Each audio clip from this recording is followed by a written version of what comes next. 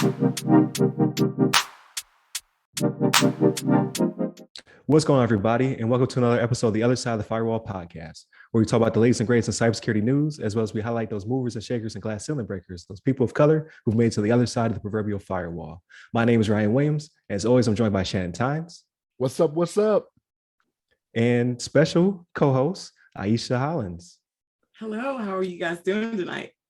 Doing great. So Levon can't make it this week, so we have Ieshea popping in for a couple episodes. So if you want to get a little bit more about her background and whatnot, hit up episode, I believe it's 111, where we have her on for a discussion as well. And then we actually have a interview with her. Interviews don't have numbers, so you'll have to look for her actual name. So it's Ieshea Hollins of Direnzic. And if you go to our YouTube playlist, the interviews have their own playlist. So like little cheat sheet to get you there. But without further ado, so it's Wednesday. So we have the Wednesday discussion. This one is based upon an CNBC article titled Microsoft Announces Plan to Cut Cybersecurity Workforce Shortage in Half by 2025. It is written by Lauren Feiner. And the key points for this article is that Microsoft very aggressive, very ambitious campaign to train and recruit 250,000 people in the cybersecurity workforce by 2025. These people will put a major dent in cybersecurity shortage that we currently have, which is over 1 million vacant positions. And those salaries will pay an average, as of right now anyway, of $105,800 on average, right? So it depends on your city, your cost of living, and what have you, but not chump change by any means. So how do you guys feel about this Microsoft's initiative? I'll give it to Ieshea first. Hi, thank you so much. I appreciate it. Well, first, I guess I was excited to see the article, right? Because there's so much that does need to happen to kind of close the gap. There is a gap. We've been talking about it. We've been hearing about it for a while. Not enough cybersecurity experts or technicians in the field. There's so many holes that we're trying to plug. My only thing was cut it in half by 2025. That's just right. For me. I mean, it's aggressive to say the least. And then, so according to the article, they're going into the community colleges. Great. There's nothing, again, we got to start where we can start. I think we have this misconception about who can do cyber. But I think the first thing, and it's one of the things that I see all the time, one of the gaps that we have to close is we've not necessarily educated the public exactly on what cybersecurity is and what those jobs even are or what they look like. So to say that we're going to jump inside of community colleges and we're going to close the gap by, getting them trained and we're going to give them free tools. Well, what are these tools? And first of all, who's doing the breakdown for us to have the conversations? What are we teaching them? What are they going to come out and do? At what place in the workforce are they going to put them? You know what I'm saying? So, I mean, it's Microsoft. They're great. I have nothing bad to say about them. Even just seeing it just kind of threw me. It was like, I love the initiative. I just wonder, is this yet another promise that we're going to fall short on? So yeah, Ieshea, I'm with you on that. It is aggressive. I would like to see them succeed. I would definitely like to see them succeed, right? Because in the article, how they talk about how they're going into community colleges, another secondary point. I don't really want to call it the secondary. It should be the primary, but it's them trying to diversify the field as well, right? Because this was something that was brought up a few weeks ago in one of our episodes on the show. How it's only 9%, Black that are out there in the field when it comes to IT, cybersecurity, right? And that number has jumped up some, right? Like we're good to see any little bit of jump, right? I don't know if we're gonna get 70% like Ryan wants, but I mean, it jumped up a little bit, right? But no, that was one of the things that they talked about, and not necessarily when it comes to race, but also when it comes to sex as well, right? Right. The male and female side of it, and they broke down the demographic of attendees to community colleges. You know what I mean? And you bring up another good point, like what is going to be, who's coming up with the curriculum, so to speak, right? To say, hey, what what are we going to do here to have these people? Are they just going to be working for the government? Are they going out into the civilian sector? Like, what is this going to entail, right? So yes, very aggressive. I'm with you on that. Again, I hope they succeed, but 250,000 people in 40, we're looking at pretty much 4 years now. Like, we're at the end of 2021 and they're talking about by 2025. Like, that's a big dent to make, you know what I mean? So we'll have to see how successful they are with it. And here's the thing. It's not like, I mean, this article came out this week, but it's not like they've only been thinking about this week, right? Like, this was a conversation that came up in the administration several months ago, you know what I mean? And Microsoft is putting their money where their mouth is, right? Like, so they're putting billions into this, right? So they seem to be very serious about it. But I wish them all the success in the world. I do. I really do. I agree. Yeah. I was going to say a major argument that I saw was obviously the same thing, right? It's pretty aggressive. But the other one I saw that kind of surprised me was that it was targeting community colleges. There were a lot of people saying, well, you don't really need a degree to be in cyber. It's all based upon experience and certifications and things of that nature. So they were kind of on the fence, like you're still making people get degrees to get into entry-level positions. But then when you look at the salary you're talking about, that 105,000, that's not entry level. That's more intermediate or even higher than that, depending on what area you live in. So they're still looking for those not entry level positions, from my opinion. They're still trying to get you into something that's a little bit more targeted.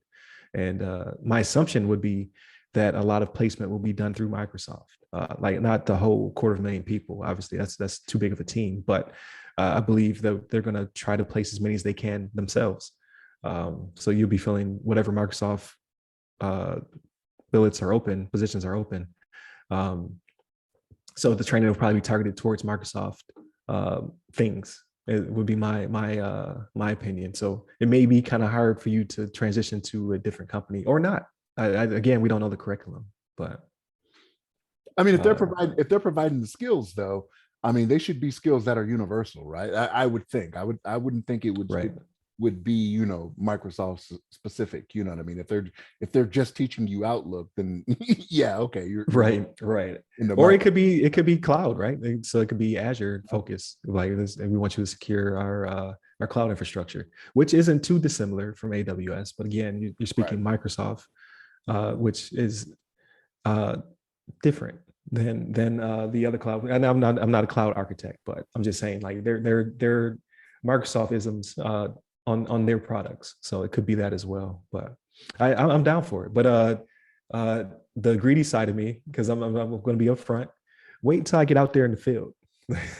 Don't fill up all these positions till I get out there. Like, I need a job too. So slow down a little bit. I'm just joking. But the other argument that I saw was the average salary. So it was like that conversation that people have about McDonald's, like, you want to pay these people $15 an hour for unskilled labor, but I only get paid 16, 17. I have, you know, a degree or something like that. So there's some people with higher level degrees that are like, no, wait a minute, that's my salary. And again, we don't know how that's going to all weigh out. Like, there's still going to be vacancies. And there still may be a tiered system depending on what you're bringing to the table, but we're trying to fill gaps. So we don't know what the fallout will be, you know, in 2025.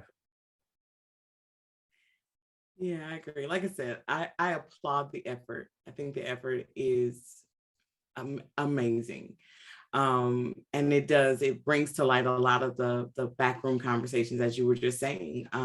We have conversations constantly about, we want entry-level positions, but we're requesting, in order to do entry-level, you have to have X amount of years of experience and a degree and this and that. And then we're going to put the label on it though, but it's entry level. But I don't want to take us off to another topic, because like I said, that's really a huge topic that's going on. We want to slap the price tag on it. And you are correct. If you start talking about those type of salaries, you will have a lot of people in the industry going, well, wait, you know, what about me? Right. And then, you know, you have to look at, you know, in 4 years, you know, there is where you have to leave the room for train the trainers, right? So even if you're going into the community colleges, regular colleges, and for those that even want to just start teaching it on the side, you have to give that level of when do they get trained before, because as Shannon was saying, you're not even talking the full 4 years that you're going to have them ready to be marketable. So I think, Ryan, you are in a phenomenal position. You don't have to worry about them slowing down for you.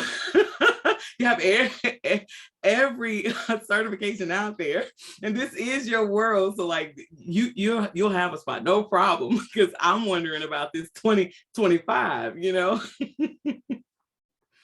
No, I appreciate that. Yeah, I'm half joking, but it is a lot of people coming in, and we've been complaining about it for years, right? So you can't be upset with what you get. Like, we wanted the pipeline to be bigger, we want to be more streamlined, we want to get more people in.